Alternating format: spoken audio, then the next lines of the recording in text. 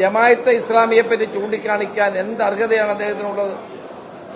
കഴിഞ്ഞ കാലങ്ങളിൽ ജമാഅത്തെ ഇസ്ലാമിയുടെ വോട്ട് പരസ്യമായി വാങ്ങുകയും അവരോടൊപ്പം ചർച്ച നടത്തുകയും ചെയ്തിട്ടുള്ള വ്യക്തിയാണ് ശ്രീ പിണറായി വിജയൻ. അന്നൊന്നും അവരിൽ വർഗീയത കാണാത്ത കേരളത്തിന്റെ ബഹുമാനായ മുഖ്യമന്ത്രി ഇപ്പോഴെങ്ങനെയാണ് വർഗീയത കാണുന്നത്? അപ്പൊ CPM-നെ പിന്തുണച്ചാൽ അവർക്ക് വർഗീയതയില്ല. അവർ ഫാസിസത്തിനെതിരായി പോരാടുന്നവരാണ്. CPM-നെതിരായ നിലപാട് സ്വീകരിച്ചാൽ അവര് വർഗീയ കക്ഷികളാണ്. ഇതാണ് മുഖ്യമന്ത്രി ചെയ്തുകൊണ്ടിരിക്കുന്നത്.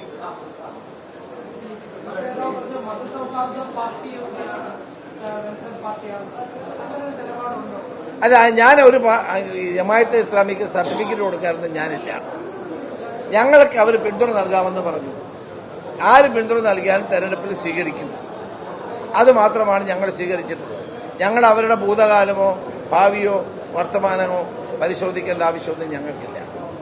അവർ ഈ രാജ്യത്ത് BJP-യുടെ വർഗീയതയ്ക്കെതിരായി ദേശീയ തലത്തിൽ തന്നെ നിലപാടെടുത്തിട്ടുണ്ട്. ആ സാഹചര്യത്തിൽ ഇവിടെ UDF-നെ പിന്തുണയ്ക്കാൻ തീരുമാനിച്ചു. ഞങ്ങൾ അവരെ ആ പിന്തുണ സ്വീകരിക്കുന്നു.